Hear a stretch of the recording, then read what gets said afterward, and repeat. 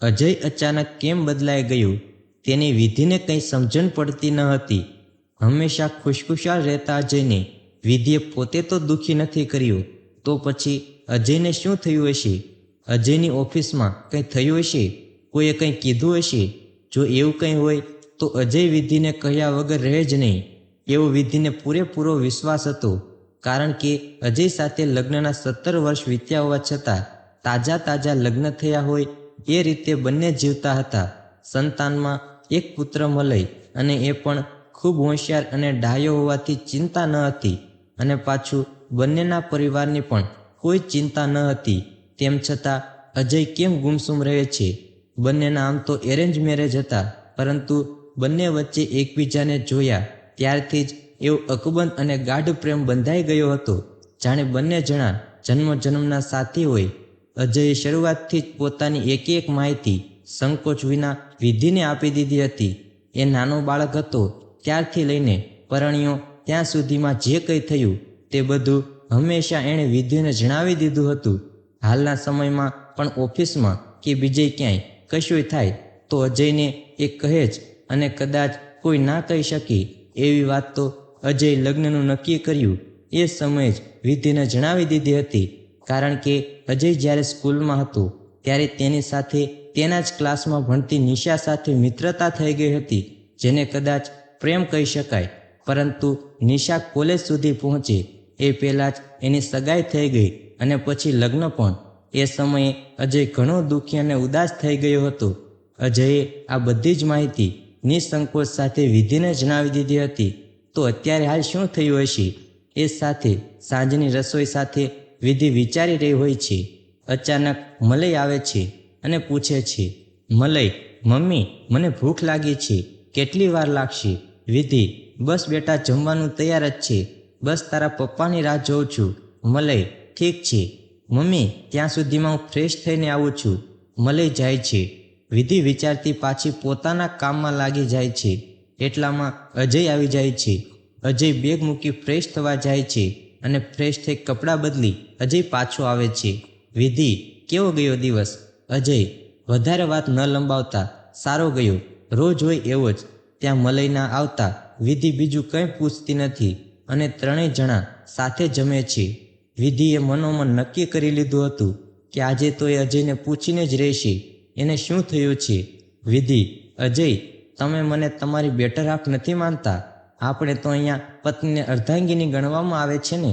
અજય આશ્ચર્ય સાથે, કેમ આવું કહે છે? અચાનક તને અર્ધાંગીનીને આવું બધું ક્યાંથી યાદ આવ્યું? વિધિ, એ તો મારે તમને યાદ કરાવવું હતું કે હું તમારી પત્ની છું. મસ્તીમાં અજયનો હાથ દબાવતા કહ્યું. અજય, મને યાદ કરાવવું પડે એટલે તું શું કહેવા માંગે છે? મને કંઈ સમજાતું નથી. સમજણ પડે એ રીતે કહેતું, અથવા તો મને સુવા દે. એમ પણ આજે ઓફિસમાં વધુ કામ હોવાથી થાકી ગયો છું, ઊંઘ આવે છે. અજય પડખું ફરીને સૂઈ જાય છે. વિધિ અજયને એના તરફ ફેરવતા, બસ આજ તો વાત છે. તમે આજ સુધી મારાથી કંઈ છુપાવ્યું નથી, પરંતુ છેલ્લા કેટલાક દિવસોથી તમે મારાથી કંઈક છુપાવો છો એ નક્કી છે. અજય, એવું કંઈ નથી, તું મગજમાં એમ જ વહેમ રાખે છે.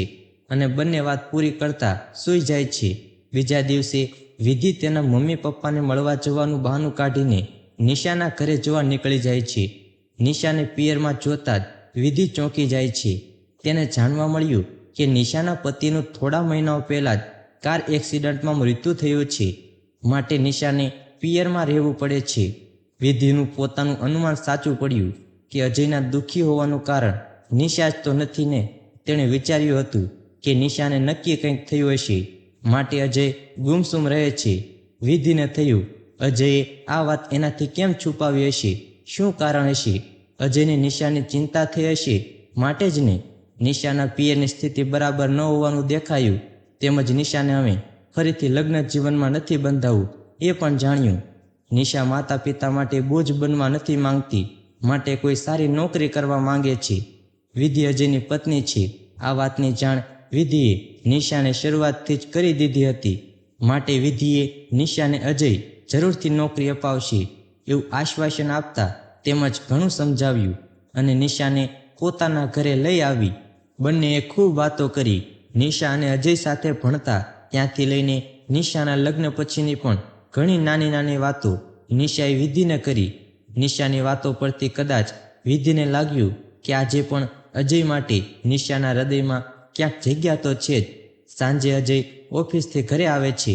નિશાને પોતાના ઘરે જોતા અજય એકદમ આશ્ચર્યચકિત થઈ જાય છે. અજય નિશાના પતિનું મૃત્યુના સમાચાર મળ્યા હોવાનું કહી નિશાને આશ્વાસન આપવાનો પ્રયત્ન કર્યો. નિશા ચોધાર આંસુએ રડવા લાગે છે. વિધિ કહે છે, બધું ઉપરવાળાના હાથ છે એમ કહીને નિશાને ચૂપ કરાવે છે. વિધિ એ નિશા નોકરી કરવા ઈચ્છે છે એ વાત અજયને કરતા અજય પોતાની ઓફિસમાં જ નોકરી આપવાનું કહ્યું. એ રાત્રે ત્રણેય જણાએ ખૂબ વાતો કરી. અજય અને નિશા તેમની સ્કૂલ લાઈફવાળી વાતો એટલા હરખ સાથે કહેતા હતા કે તે જોઈને કોણ જાણે કેમ પણ વિધિને બંને વચ્ચેના ગાઢ પ્રેમનો અહેસાસ થયો. અજયને ખુશ જોઈ પોતે પણ ખુશ થઈ ગઈ હતી. કંઈ પણ રીતે વિધિ બસ અજયને ખુશ જોવા ઈચ્છતી હતી. નિશાની સુવાની વ્યવસ્થા મલયના રૂમમાં જ કરી દીધી. અજય અને વિધિ પોતાના રૂમમાં જઈ વાતોએ વળગ્યા. વિધિ, અજય તમે મને પ્રેમ કરો છો ને? અજય એના ચહેરા સામે એક નજરે જોઈ રહેતા. અજય, હા, તને કોઈ શંકા છે? એવું કેમ પૂછ્યું? વિધિ, તો મારી એક વાત માનશો? વિનંતી ભર્યા શબ્દો સાથે. અજય, તું કહે અને હું ના માનું એવું આજ સુધી બન્યું છે ખરું? વિધિ, તમારી મિત્ર નિશા પણ આપણી સાથે જ રહે તો? અજય, પાગલ થઈ ગઈ કે શું? કેવી વાત કરે છે? નિશા આપણી સાથે કેવી રીતે રહી શકે? લોકો શું કહેશે? મમ્મી પપ્પાને શું કહીશું? વિધિ, લોકોને જવા દે. મમ્મી પપ્પાને તો હું સંભાળી લઈશ, ખાલી તમે હા કહો ને. અજય, મને વાંધો નથી, પણ એકવાર નિશાને પૂછવું જરૂરી છે. શું એ વાત માનશે? વિધિ, એ તો નિશા સાથે હું સવારે વાત કરી લઈશ મારી રીતે. સવારે જાગીને ખુશ થતી વિધિ નિશાને જગાડવા જાય છે. મલયના રૂમમાં જઈને જોતા આશ્ચર્ય પામે છે. નિશા રૂમમાં નથી, કદાચ બાથરૂમમાં હશે એમ વિચારી ત્યાં નજર નાખે છે, પરંતુ નિશા ત્યાં પણ નથી. એટલામાં મલય ઉઠી જાય છે અને કહે છે, મલય, મમ્મી, પેલા આંટી તો વહેલી સવારે જ મારે કામ છે એમ કહીને ચાલ્યા ગયા અને જતા જતા આ ચિઠ્ઠી આપી છે. તમને આપવા કહ્યું હતું અને મારી નોટબુકમાંથી જ કાગળ ફાડ્યું હતું. વિધિ ચિઠ્ઠી હાથમાં પકડી વાંચવા લાગે છે અને વાંચતા વાંચતા જ રડી પડે છે અને દોડતી અજય પાસે જાય છે. અજયના હાથમાં ચિઠ્ઠી આપી બોલી ઉઠે છે, તમારી નિશા ચાલી ગઈ. અજય ચિઠ્ઠી વાંચે છે. એમાં લખેલું હતું, તમે બંને મહાન છો, પણ વિધિ વિશે શું કહેવું? એના માટે મારી પાસે શબ્દો નથી. અજય, વિધિ તને એટલો બધો પ્રેમ કરે છે, ક્યાંક મારી નજર ના લાગી જાય. રાત્રે તમારા બંને વચ્ચેની વાતો મેં ભૂલથી સાંભળી લીધી હતી. આટલો બધો પ્રેમ કરનારી પત્ની કોના નસીબમાં હોય? એ તને ખુશ જોવા માટે થઈ. તમારી મિત્ર એટલે કે મને તારી સાથે રાખવાની હદે થઈ ગઈ છે. ધન્ય છે. એને એનો આભાર માનું એટલો ઓછો છે.